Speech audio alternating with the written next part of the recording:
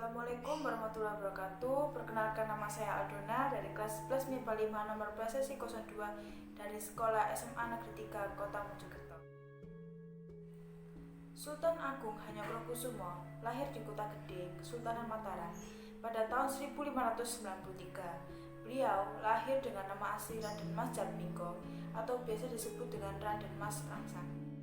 Beliau adalah putra dari Raja kedua Mataram yang bernama Prabu Hanyokrowati dan ibunya adalah Putri Pangeran Gunowo, Raja Pajang yang bernama Ratu Mas Adi Dyah Banowati. Di dalam bacaan lain dikatakan bahwa Sultan Agung adalah putra dari Pangeran Purbaya atau kakak dari Prabu Hanyokrowati. Konon pada masa itu, Pangeran Purbaya menukar anak yang dilahirkan istrinya dengan anak Dyah Banowati. Tetapi literatur atau versi ini dikatakan sebagian mayoritas orang Jawa. Kerajaan Mataram adalah kerajaan yang bercorak agraris. Daerah ini sangat subur dan dikelilingi banyak pegunungan, gunung-gunung, dan juga sungai. Dan pada zaman pemerintahan Sultan Agung, mereka mampu meningkatkan produksi beras dengan memanfaatkan sungai sebagai irigasi. Dan tidak hanya itu, ekonomi pun dicapai karena penguasaan daerah-daerah yang telah ditaklukkan. Mataram juga berkembang di bidang pelayaran dan perdagangan. Pada masa pemerintahan Sultan Agung, sosial budaya juga berkembang seperti seni bangunan, seni tari, ukiran, lukisan, dan juga patung. Beliau juga memperkasai perayaan Sekaten yang saat ini masih dilestarikan di Yogyakarta dan Surakarta. Sultan Agung merupakan Sultan ketiga Mataram. Beliau memimpin pada tahun 1613 sampai 1645 dan karena kepemimpinan beliau, Mataram menjadi kerajaan terbesar se-Jawa dan se-Nusantara pada saat itu. Pada awal pemerintahannya, Raden Mas Rangsang bergelar Panembahan Hanyokrokusumo atau bisa disebut dengan Prabu Pandita Hanyokrokusumo. Kemudian, pada tahun 1624, beliau berhasil menaklukkan Madura dan berganti gelar sebagai Susuhan Agung atau disingkat sebagai Sunan Agung. Pada tahun 1641, beliau mendapat gelar penguasa Arab yaitu Sultan Abdullah Muhammad Maulana Mataram yang diperolehnya dari pemimpin Ka'bah di Mekah.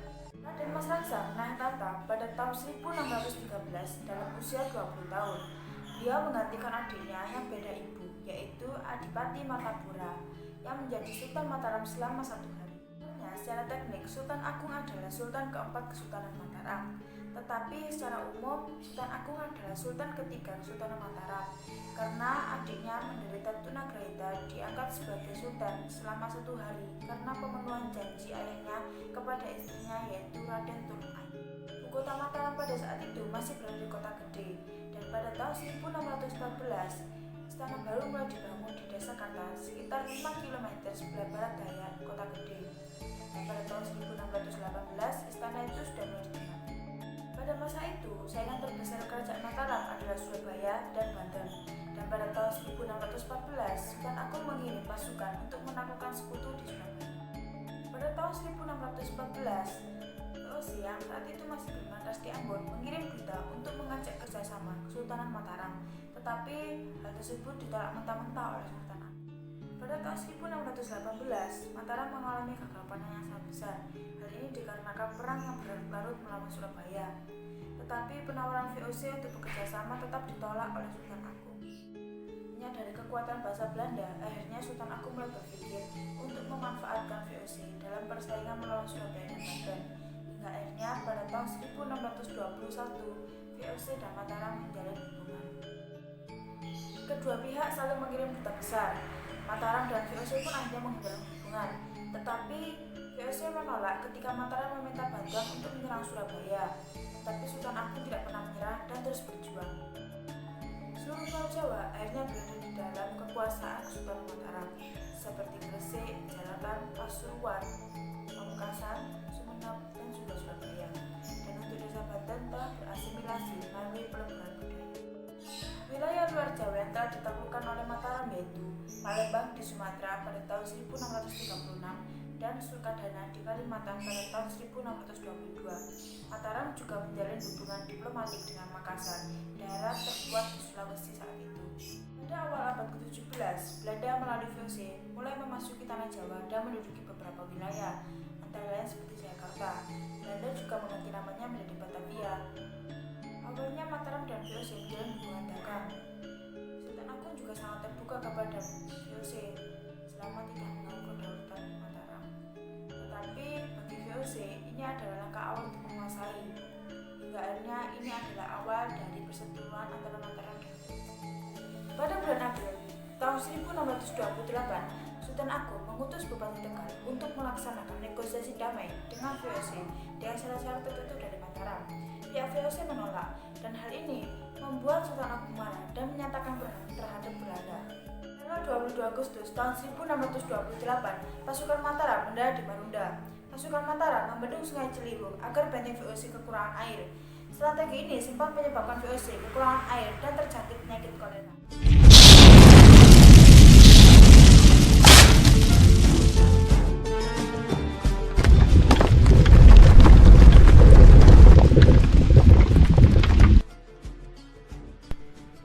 Itu dia benteng Holland. Bersiaplah kalian semua.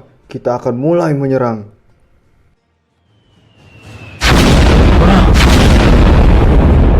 Mereka telah mengetahui keberadaan kita. Tumenggung, perintahkan prajurit untuk menyerang. Serang! Habisi mereka semua! Ayo semua maju!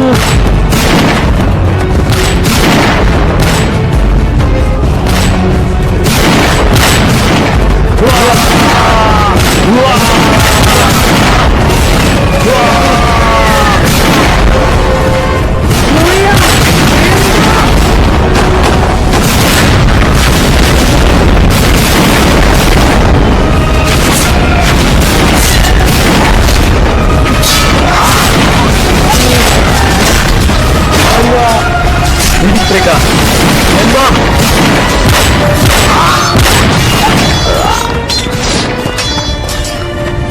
Pertempuran pun terjadi begitu panjang. Tumenggung bersama pasukannya tewas. Sekitar 200 pasukan Mataram Islam gugur dalam pertempuran ini. Mataram Islam mengalami kekalahan dikarenakan pasukan yang dipimpin oleh Temenggung Agul-Agul terlambat membantu penyerangan. Serangan Mataram akhirnya menuai kekalahan. Hal ini dikarenakan pasukan Mataram kelelahan dan kalah dalam persenjataan. Pada bulan Mei dan Juni tahun 1629, Sultan Agung menyusun strategi belajar dari kekalahan awal. Pasukan Mataram berhasil menghancurkan benteng Hollandia dan memasuki Batavia. Akan tetapi, kapal perang VOC lebih dahulu menghancurkan lumbung makanan pasukan Mataram di daerah Cirebon dan Tegal. Saya bangga dengan kalian, karena kalian sudah berani berjuang dan memperjuangkan pengorbanan pejuang-pejuang terdahulu. Alangkah sia-sianya perjuangan mereka jika kita berdiam diri seperti ini. Keberadaan VOC di negeri ini sangat membahayakan. Mereka telah menunjukkan sikap semena-mena pada kita sebagai pribumi. Sudah banyak nyawa orang-orang tidak berdosa menjadi korban atas biadaban mereka. Sehingga saya sebagai sultan di negeri ini bertujuan untuk melakukan penyerangan demi merebut kembali kemerdekaan dan kebebasan sebagai pribumi yang utuh. Bersediakah kalian mempertaruhkan nyawa kalian demi merebut kembali kedamaian untuk anak cucu kita di masa yang akan datang?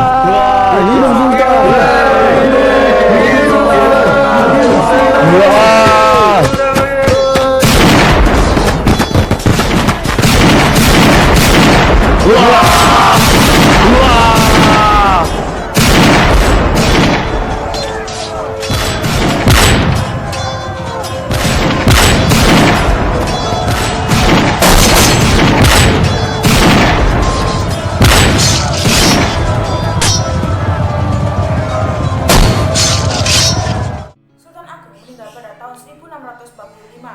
Beliau dikebumikan di Istana Imogiri. Beliau yang memerintahkan pembangunan Istana Imogiri sebagai pusat pemakaman raja-raja Nusantara Mataram, dan beliau adalah orang pertama yang menempati Istana Imogiri. Ia juga menulis Serat Sastra Gending sebagai tuntunan hidup Trah Mataram.